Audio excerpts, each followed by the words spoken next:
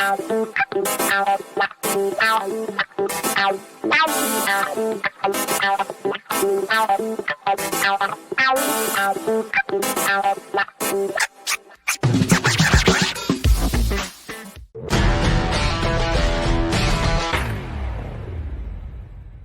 morning, Francis. Good morning. What has happened? I think Angela's joining us right now. Yes. Yay! Turning on her mic and her camera. Oh my God! Yeah. All right. We'll have to do a pickup dance later because you know what? And I gotta say, you more than pulled your weight, Francis, on the chair dance. You really did. Thank you. That's what I'm here for. By the way, little side note on that one. Tashina Arnold, who sang your theme song there, she also sang on Monday over at the Paramount Studios for the kickoff of their Black History Month celebration. Oh, she's amazing. She's just amazing. She's the greatest. Oh, there you are. Oh, hi, calling Frangela. Oh, hi, Angela. You're here. Angela doesn't seem like she can see us. Okay. Hold on. You can tell she got that frustrated look on her face. I think she's coming in again in another. Oh, she's giving us that look. And Twombly is very, you can tell, exercised behind her. Oh, no. Oh, no. Oh, hi, Angela. We've cloned her. hi, Angela. Hey. Oh, hi. We got you finally. Twice. Hi. We were 2 squares. Annoying. Anything we can do to help? Now it's over now, I guess. The computers just kept being like, you can't join with audio. And I'm like, up on one of them? And Can you hang up on the one that says Angela? I don't. Can you hang up on yourself, please? We have you twice. Why is it not giving me the option? I can never get enough of Frangela, so 2 Angelas. Right. is Saying fine. I'm talking there. Okay. I don't know. Our cloning experiment is working perfectly as far as I'm concerned. I don't understand. What you all need to understand is that Frangela is exponential. Yes. Yeah. With backups. We're squared. Frangela's So Don't you feel like this? Yay. Someone should do. I can't see anything though now. I don't know if you can see me. We can see you. You're good. Don't you feel like someone should do a montage of the COVID year in broadcasting and just this? It's old people trying to figure out technology, people's pets, their naked spouses. Yeah. I don't think she can hear us either. So. She can't hear us either. No. I can hear you. Can you hear me? You can. Okay. Yes, we can hear you. Okay. Okay.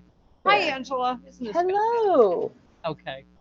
Well, you know what? And also, you're not going to have any thoughts on this, but the the shaman guy that has demanded his organic food in prison, the rioter, and also only wild-caught tuna. And then Salmon, wild-caught salmon. I would love to be in charge of that. So, and then the lady that does not want to have to cancel her prepaid vacation, the other rioter.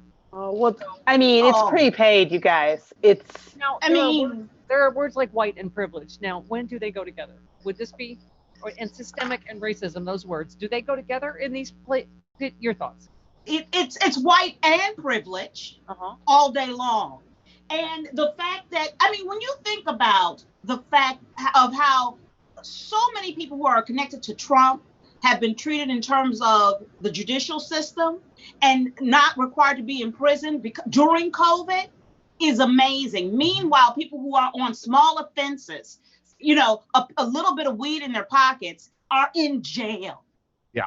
Oh, 9-year-old girls handcuffed. Yes. And mace. And pepper sprayed in the back of police cars. Now, here's my thing.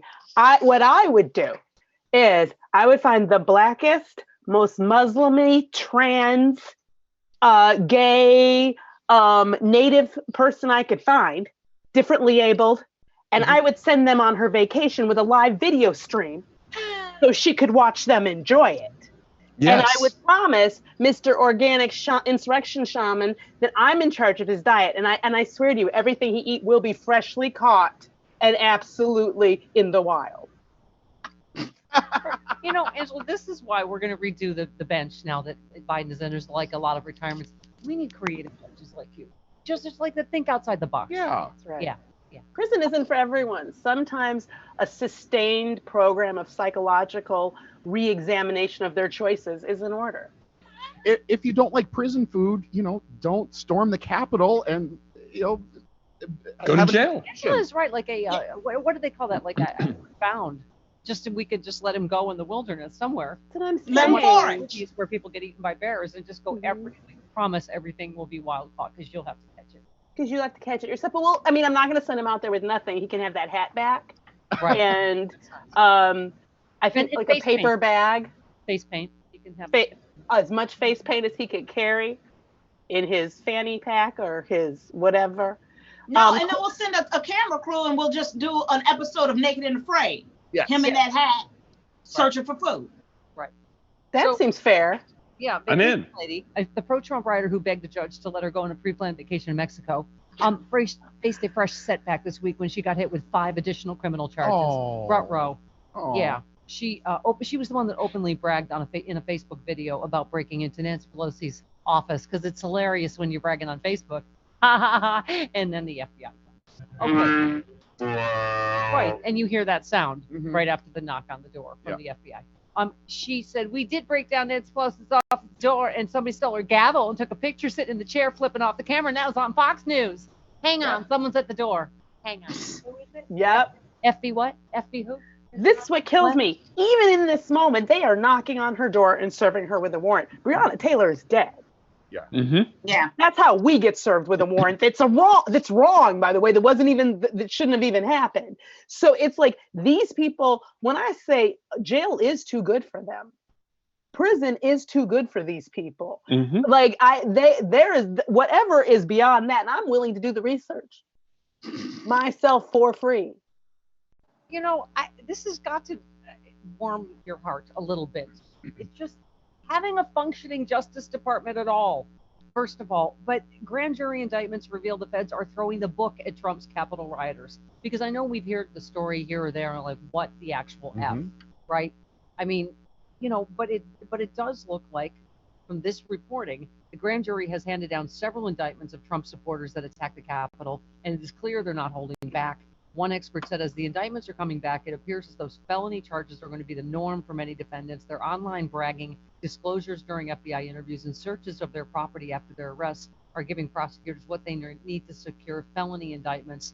One specific indictment against a Proud Boys bunch. They were described as crimes that can merit a terrorist enhancement. So not just having a functioning Justice Department, but the fact that their white privilege is coming back to bite them in the ass. Because, you know, as Joy Reid said, white people aren't afraid of the cops. But now, Joe Biden's Justice Department operating, guess what? Bragging on Facebook and to the FBI is going to get you the book thrown at you eventually. Yeah. I've had to hear my entire life that capital punishment is a deterrent, while no one providing even a shred of proof of it. In fact, everything's showing that it isn't. And what is a deterrent, though, is actually charging people who've committed serious offenses with those crimes. And this is the reason that this this insurrection even happens, because they knew they could get away with it. Well, number one, they had the president helping them plan it. They had the president in on it with them. So they'd seen him get away with everything his entire life, and certainly from the campaign forward. So they knew they weren't getting in any trouble. That is how you stop. If they understand that they too will be held accountable for their actions, they will look at their actions. Yeah, that is how that works. All of these. Go ahead. Yeah. I was going to say, at the very least, I just want catching a case. You know, I mean, you think about, you know, in Black vernacular, the term of catching a case is synonymous with life. And the fact that these people even have to deal with it, have to get a lawyer, have to deal with the stress. They should catch a case. Everybody who who went beyond where the police line was, should catch a case. And thank you, by the way, it looks like, you know, the Justice Department really is throwing the book at people despite class lines and whatever. Did you see the homophobic Beverly Hills salon owner? She was just indicted on 7 counts. The idiot who took photos of himself with his feet on Pelosi's desk was indicted on 7 counts. The one guy who tweeted about his interview with the FBI saying he thought he was able to clear things up with him after he bragged online that he got some memorabilia, did it himself. He was just indicted yesterday. So, you know, as Glenn Kirshner says, justice is coming. I do believe that. But I was so struck, I'm sure you guys were by that moment. Who is the representative from Minnesota who said, you know, talked about his experience at the Capitol and said, I understand now what privilege means. Mhm. Talking about Dean Phillips, right? Representative Dean Phillips. He choked up as he recounted how he had urged Democratic colleagues to mix with Republicans so they might be safe from the right-wing mob. But I realized blending in was not an option for my colleagues of color. I'm sorry, but I never really understood what privilege means. Right? There it is, right there. My skin tells you who I am. I have no choice. Yeah, because your party is white men, period. I was going to say, I don't believe there are any black Congress. There's the one black. Is he a senator though? He's Senator Scott. Yeah, that's what I'm saying. Yeah. But House members are thinking if they broke in and had to blend together so the rioters will think they're Republicans and not kill them. Really, there aren't any black Republicans.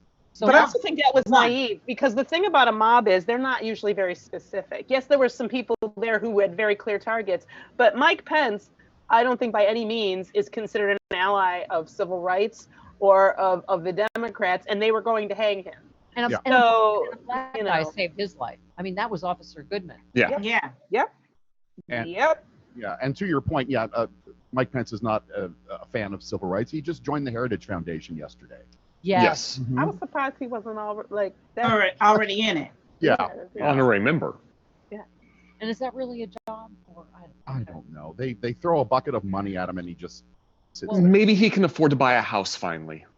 Yes, yeah. Instead of couch surfing. Grifter, homeless grifter. Uh-huh.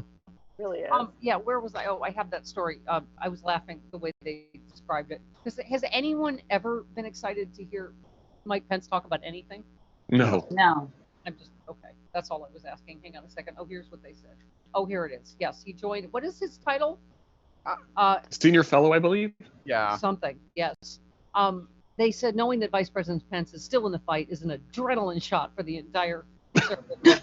That's what I think. When I think of Mike Pence, I think adrenaline shot. Yeah, I think him and Ben Carson, or or stimulants. Yes, absolutely. Yes, absolutely. Yeah, they're like that shot of adrenaline that goes into Uma Thurman's heart. Yes. Yes. Yeah. Mm-hmm. Yes. Okay.